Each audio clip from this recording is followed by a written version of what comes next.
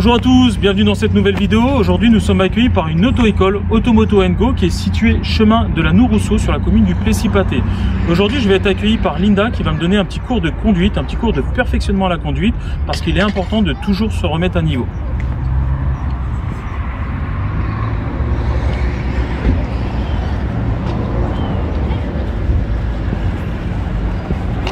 Salut Sylvain, ça va? Bienvenue. Merci pour l'accueil. Je t'en prie. Alors je me présente, je m'appelle Linda, je suis enseignante de la conduite et de la sécurité routière depuis un petit peu plus de 10 ans. D'accord. Plus de la voiture, je fais la moto et la remorque. Ok, remorque permis BE, c'est ça? C'est ça. Ok, super.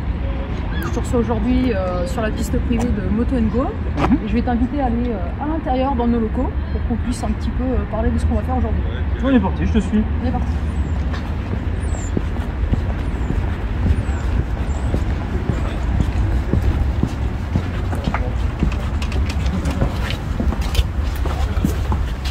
On est encore un petit peu en travaux, D'accord. ça se met en place, Ok. on reçoit déjà un petit peu nos élèves. D'accord. Je vais à toi. Merci. Donc tu me disais les élèves que vous recevez, c'est permis, enfin c'est tout ce qui est élèves sur le moto, c'est ça? Alors sur le côté de roue, nous faisons la catégorie AM, A1, A2 et la passerelle de A2 vers A. Ok. Et puis j'invite tous ceux qui veulent nous contacter via Les réseaux, Les réseaux, YouTube, toutes les voilà. personnes qui nous regardent à vous contacter, bien sûr. Tu me disais, vous faites tout ce qui est deux roues et vous avez pour projet, Automoto & Go, de faire l'automobile aussi. c'est ça. Ok. Donc je pense courant mars 2022, je pense que ça va un petit peu plus se préciser dans ces alentours-là. Les locaux seront terminés, accueillants, chaleureux. C'est ça. Donc Ok. pour le côté théorique, on va avoir un espace pour recevoir nos élèves. On aura aussi des vestiaires pour ceux qui le souhaitent. D'accord. On aura aussi des commodités. Ah, les toilettes. Et Les c'est ça. fameuses toilettes. Quand, C'est ça. je me rappelle à l'époque d'avoir passé mon plateau moto, il n'y avait pas de toilettes, c'est une galère. C'est ça. Donc C'est un très rare. avantage. C'est ça. Ok. Donc Super. on essaie de recevoir nos élèves dans de très bonnes conditions. Mhm. Il y aura aussi un vestiaire s'ils veulent se changer et un parking s'ils viennent en voiture. D'accord. Donc Ok. voilà, on essaie de mettre nos élèves dans de très bonnes conditions afin qu'ils puissent passer leur formation Au mieux. au mieux. Ok. C'est ça. Parfait. Du coup, je viens aujourd'hui, comme on en a parlé un petit peu, pour un cours de conduite. Pour Du un perfectionnement à la conduite. Ok, C'est ça. d'accord. Explique-moi, qu'est-ce qu'on va faire aujourd'hui ensemble? Alors les auto-écoles proposent tout du perfectionnement pour D'accord. des gens qui veulent se remettre à niveau sur certains points précis Mhm. ou pour des gens qui n'ont pas conduit depuis très longtemps. Ouais, plus les personnes qui ont le permis mais qui n'ont pas conduit pour X ou Y raison depuis plusieurs années. C'est ça. Personnes âgées aussi. C'est ça aussi un petit Ouais. peu D'accord. sur certains thèmes un petit peu plus précis comme le rond-point des giratoires, des choses comme ça, les placements, l'observation, les contrôles. D'accord. On est ouais. amené à faire ça aussi. Intéressant, intéressant. Bah écoute, je te suis. Très bien. On est parti? Alors je te propose qu'on aille en voiture. Mhm. Donc je vais te laisser conduire. Donc surtout, t'hésites pas à avoir une conduite comme tu peux faire au quotidien. D'accord. Donc moi, je vais un petit peu relever ce que tu seras en train de faire. Après, Pas on de- fera Pas un de point. conduite sportive, on est d'accord? On va essayer. On n'est pas là pour ça aujourd'hui. Voilà. Donc ensuite, on s'arrêtera, on fera un point et on décidera ensemble de ce qui est bon pour améliorer ta conduite dans la vie quotidienne, que tu puisses te déplacer un petit peu plus en sécurité. On va essayer de donner des conseils à ceux qui nous regardent et que ça serve un petit peu Ok, à tout parfait. public. Super. Bah on est parti, merci à toi. Très bien. Allez, Allez, on y va.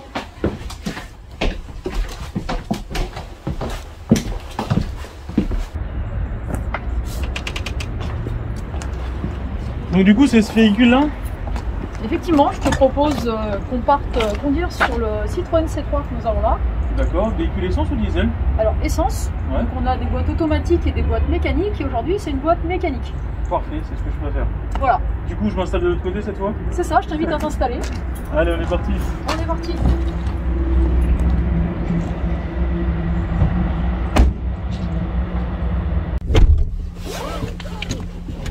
Allez, première chose, la ceinture. Le siège. Donc, Linda, quel est le message? Qu'est-ce que vous dites sur une première heure de conduite? Alors sur un élève qui n'a jamais conduit la voiture, Donc on le sensibilise à une bonne installation au poste de conduite, parce que si un élève une personne qui est bien installée, ça participe à l'effort de conduite, il se fatiguera moins, parce qu'être trop près ou trop loin des commandes, ça n'irait pas. Donc on le guide sur l'installation. Ok. Dans quel ordre il faut le faire, parce que bien sûr, évidemment, ça fait partie de l'examen du permis de conduire, on est noté 2 points là-dessus. Bien sûr, 2 points, d'accord. Ok, bon écoute, mon siège est réglé. Je te laisse régler le reste si tu as besoin. Alors, je suis obligé de mettre le contact pour les rétros. Si tu as besoin d'aide, je suis là. La commande des rétros, s'il te plaît. Alors là, à gauche du volant, juste là. Ok, super. Tac, là on est bon. On est bon. C'est bon, je peux démarrer? Je t'en prie. J'ai l'impression de repasser mon permis. C'est bizarre. Ça va bien se passer. Ok. Là, quand tu veux. Très bien. Alors, on va se diriger vers la sortie.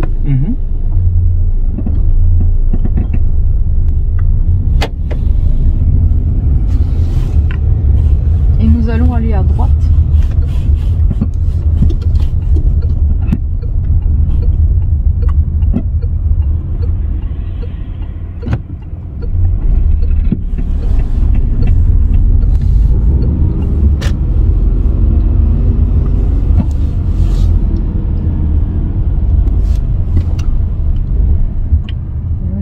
Aller à gauche.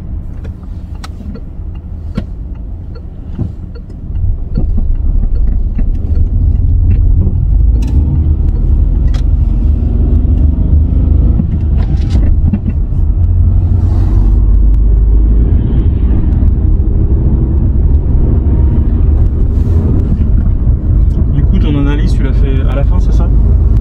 C'est ça. Pas de conseils en cours? Je me débrouille? Je suis en train d'observer ce que tu es en train de faire. Surtout, n'hésite pas à faire à conduire comme d'habitude, que je puisse relever un petit peu ce qui va le moins. D'accord. Nous irons en face à l'intersection.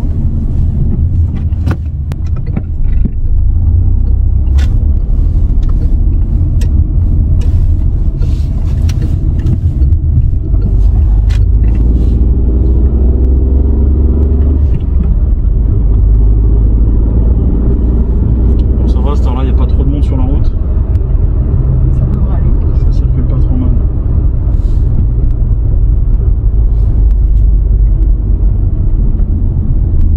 Ah, une zone de conflit. C'est ça. Je vais te laisser aller en face. En face aussi.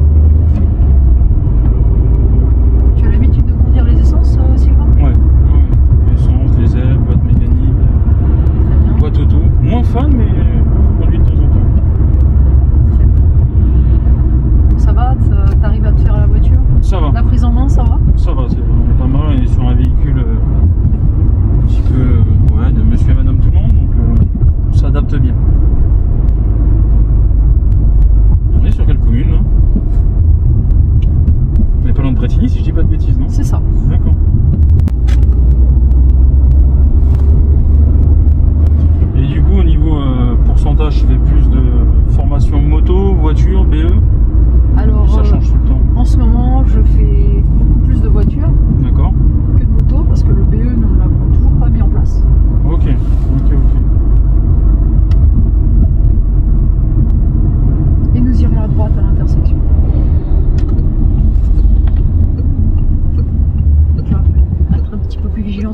infos du camion. Je vais te demander d'adapter un petit peu plus ton allure à la situation. On est sur un dévers relativement important là dans le virage. Un petit peu trop vite. On va générer une glissade. Oui, un petit peu trop vite.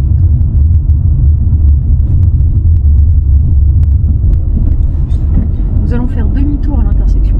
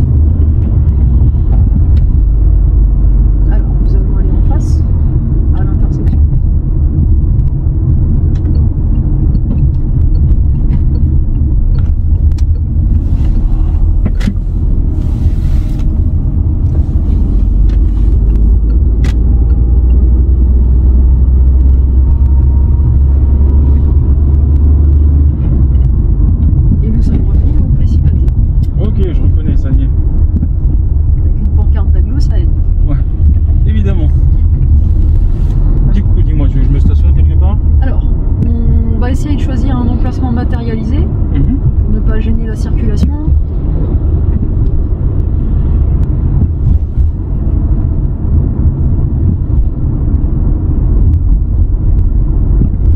Tu voulais parler non?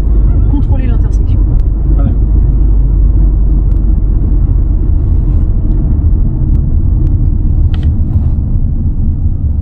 Du coup, quand rien à voir en dehors de la vidéo, comment tu vas vérifier que le mec il contrôle? Vraiment, faut qu'il tourne la tête? Alors ici je vois tes yeux. Ok. Donc ici je surveille toujours tes yeux. Le rétro intérieur nous sert à surveiller les yeux de l'élève et vers l'arrière pour pouvoir savoir si le véhicule qui nous suit n'est pas trop près et doser le freinage en conséquence.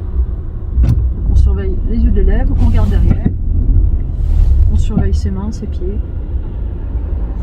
Question que je me... guider. Petite question, à l'arrêt, vous préconisez plutôt de rester en premier engagé ou au point mort? Alors, c'est vrai qu'il y a plusieurs écoles. Moi, je privilégie une fois que le véhicule suiveur s'est arrêté. D'accord. Parce qu'on peut risquer toujours une collision s'il n'est pas attentif à sa conduite. Bien sûr. De remettre le point mort pour économiser la butée d'embrayage. Donc côté mécanique, c'est bien, et puis ça permet aussi de reposer un petit peu la jambe de l'élève. D'accord, bien sûr. Mais tout le temps qu'il n'y a pas un véhicule arrêté alors s'il n'y a personne, on s'arrête avec une vitesse engagée, et ensuite on se remet au point mort.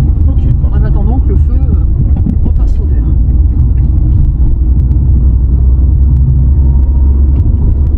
Et autre question sur les contrôles, on est plus dans l'ordre rétro clignotant angle mort ou dans un tout autre ordre?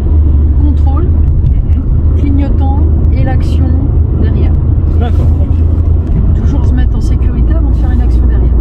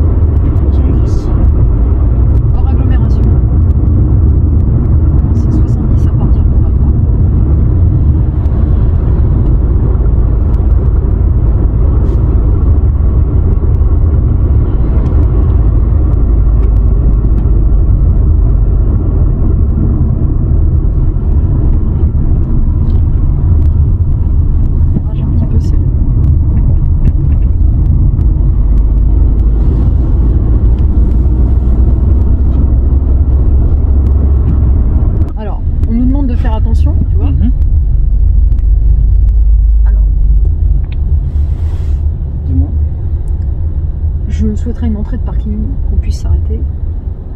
Je pense que ça va être compliqué le tout droit. Ouais, il y a pas mal de monde là. Oui. C'est je fasse demi-tour? Je suis mal placé, mais. Non. Dis-moi. Ça va être compliqué le demi-tour. On va aller en face. Et on va prendre à droite après ici. Ok. Je pense qu'on a le parking du. C'est vrai qu'il y a un parking là, sur le côté. Alors, on va chercher l'entrée qui doit se trouver sur la droite.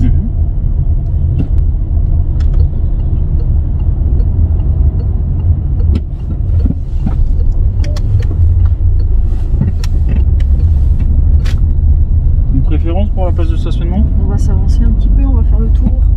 On va être vigilant sur les piétons qui peuvent arriver de chaque côté. Là, on va prendre à gauche, s'il te plaît. Ouais. Alors, on va être vigilant un petit peu sur les piétons de façon à avoir une distance latérale de sécurité raisonnable. Là, ça fait un petit peu serré. Est-ce que tu penses que tu peux me faire un stationnement? Attends, je pense qu'il s'en va. Non. On a incédé le passage, on va être vigilant. C'est compliqué. Hein. Ok, il y a la place après la Renault là sur la droite. C'est ça. Tu veux là-bas? Oui. Ah. On s'est fait. Du coup, dis-moi, tu veux que je me stationne où? Je pense que le véhicule gris va s'engager, donc on va peut-être essayer de prendre la place. Alors si tu peux faire un petit bataille arrière. Ok. En étant vigilant sur ce qui peut arriver sur notre droite. Donc je vais te laisser. Laisser sur son stationnement avant. C'est ça. Alors, est-ce qu'on peut communiquer avec lui? Est-ce que tu peux lui faire un appel lumineux s'il souhaite s'engager? Ça, c'est le clignotant, l'appel lumineux. Alors, tu reviens plusieurs fois avec le commodo de gauche. Voilà. Tu fais attention à la jeune femme. La marche arrière en bas à droite. Oui.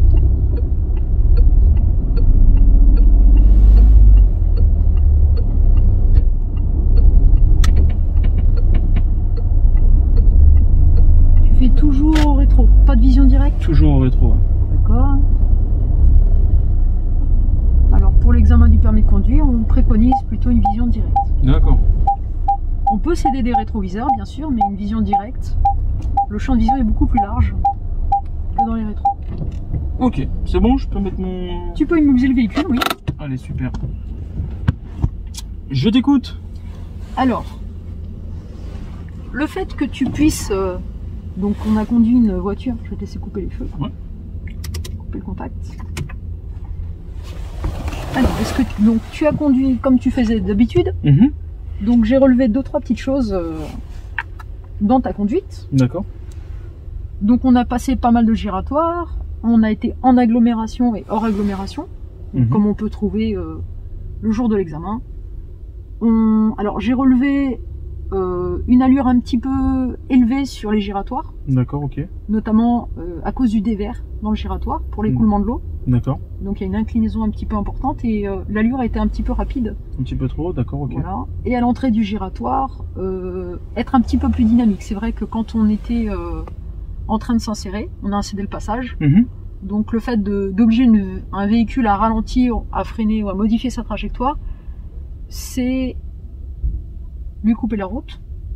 Donc on a incédé le passage, on doit laisser le passage à ceux qui sont déjà engagés dans l'anneau. Ok, respecter un maximum les autres usagers. C'est un céder le passage. Ok. Et pas un forcer le passage. Voilà, comme j'aime dire. Je note l'anecdote. Voilà. D'accord, autre chose? Alors les distances de sécurité, donc c'est vrai que c'est un petit peu compliqué à maintenir les distances de sécurité dans un giratoire, mais c'est important. Parce que souvent les personnes mettent des clignotants qui ne correspondent pas du tout à ce qu'elles souhaitent faire. Alors les clignotants, c'est quelque chose de très important en conduite parce que c'est un des éléments ou un des rares éléments qui nous permettent de communiquer nos intentions aux autres usagers. Les clignotants, on les met pour les autres, pas pour nous. Bien sûr. Voilà. Donc si on veut aller à droite, c'est bien de mettre un clignotant à droite. Si on veut aller à gauche, c'est bien de mettre un clignotant à gauche. Parfois, on met des clignotants trop tôt dans les giratoires pour annoncer une sortie et on ne sort pas. La problématique, c'est les gens qui s'insèrent, ça les induit en erreur et ça peut causer une problématique certaine. Donc au niveau de mes clignotants, là, un petit peu trop tôt annoncé dans les giratoires. Alors, on est vigilant sur la personne qui était juste devant nous à ce moment-là. Ok. Voilà. Toi, ça allait, mais c'est la personne devant. Donc vraiment observer ce qu'elle fait et pas forcément se fier à ses giratoires, à ses clignotants dans le giratoire parce que Si tu es amené à réaccélérer en te disant qu'elle sort, tout de suite les distances de sécurité, on les a pas. Bien sûr. Ok. Voilà. Ouais, faire attention aux informations qu'on transmet et comment elles sont perçues. D'accord. Autre chose du coup? Les distances latérales de sécurité avec un piéton. Ce que tu m'as dit avec la petite dame qui avait sur le côté là? C'est ça. D'accord. Ok. Bon, bah encore plus de Parce vigilance. que la zone d'incertitude autour d'un piéton est vraiment énorme. Il peut se baisser, revenir sur ses pas. Chuter. Donc, Ok. Bah écoute, merci à toi. Linda, pour tous ces conseils avertis. Autre chose dont tu veux parler? alors j'aimerais qu'on revienne sur la particularité de la différence entre un rond-point et un giratoire. D'accord, ok. Voilà. Parce que tout à l'heure, j'ai senti que tu voulais t'engager alors qu'il y avait des gens qui étaient déjà dans l'anneau. Donc j'aimerais qu'on revienne là-dessus. Ok, bah je t'écoute, dis-moi tout. Donc sur mon schéma, c'est un rond-point. D'accord. Alors avant, il existait que des ronds-points, il y a très très longtemps. Donc la différence entre un rond-point et un giratoire, c'est la règle de priorité à l'entrée. Ok. Voilà. Donc quand on arrive sur un rond-point, on est prioritaire. Donc ça veut dire que la personne qui est engagée doit marquer l'arrêt et nous laisser nous insérer. D'accord. Okay. Voilà. Et à l'inverse, sur un giratoire, on a un céder le passage. Donc nous devons céder le passage et pas forcer le passage aux personnes qui sont déjà engagées. C'est une erreur éliminatoire. Il y a une incompréhension des gens qui sont déjà engagés. Si on force le passage, on est éliminé le jour de l'examen parce que il y a un risque de collision, certain. D'accord, donc la différence se fait ici entre le rond-point et le giratoire. C'est ça. Pour faire la différence, ça va être quoi? Ça va être le marquage au sol qui va nous permettre d'identifier rond-point ou giratoire du coup? La signalisation verticale qui est la plus visible dans un premier temps quand on arrive. Le marquage au sol, selon s'il fait nuit, s'il y a un léger dénivelé, on voit pas forcément le marquage au sol tout de suite, donc surtout la signalisation. D'accord, ok. Et il y a une signalisation, donc un panneau de danger, qui va signaler le giratoire, en amont. Super. Écoute, merci pour toutes ces informations. Très bien. En termes de placement, est-ce que ça va? Bah écoute, à moins que toi quelque chose t'ait choqué et voilà. Non. J'ai beaucoup apprécié que tu continues à faire tes angles morts parce que je tiens à rappeler que dans un giratoire, quand on contrôle le rétro intérieur ou le rétro extérieur, selon comment ils sont réglés, on ne voit pas nécessairement le véhicule qui est à notre droite. Donc si on n'a pas la bonne information et qu'on prend la mauvaise décision, il y a un risque de collision. D'accord. Donc je préconise l'angle mort à droite. Ok. Pour un changement de voie dans un giratoire. Super, moi je te rejoins complètement. Merci beaucoup en tout cas. Je t'en prie. J'ai une dernière petite question par rapport à l'enseignement sur tout ce qui est permis de conduire B notamment. Est-ce que vous faites en général une découverte, initiation, alors voir comment vous appelez ça, du freinage d'urgence? Est-ce que c'est quelque chose que tu fais, quelque chose qui est prévu? Alors, ce n'est pas prévu dans le programme de formation. D'accord. Mais je le travaille moi avec mes élèves en fin de formation, juste avant l'examen. Ok. Parce que je trouve ça très important de pouvoir maîtriser son véhicule.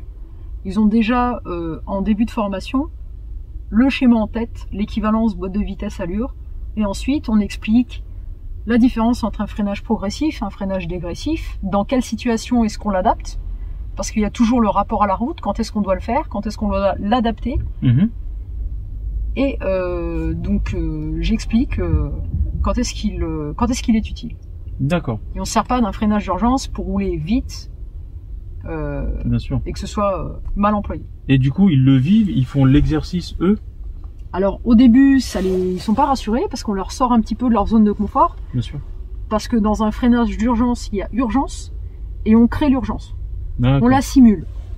Donc après, il y en a qui adhèrent, il y en a qui disent je préfère pas, mais moi je préfère toujours qu'ils aient ce petit bagage dans la main parce qu'on va toujours vivre une situation d'urgence. Voilà, en général, dans les situations d'urgence, le cerveau, s'il bloque et s'ils n'ont pas eu s'ils n'ont pas été sensibilisés à ces choses-là, ils peuvent pas réagir. Bien sûr, bien sûr. Et là, il y a un risque de collision certain. Alors un freinage d'urgence, on va essayer de l'adapter et de l'expliquer dans les meilleures conditions, et on va essayer de le travailler.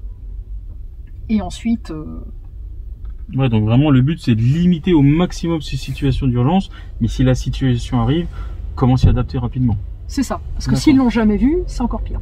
On est d'accord. Ok, voilà. Bah écoute Linda, merci beaucoup pour tous ces conseils aujourd'hui. Je t'en prie. Et puis voilà. C'était un plaisir. Plaisir partagé, merci à toi.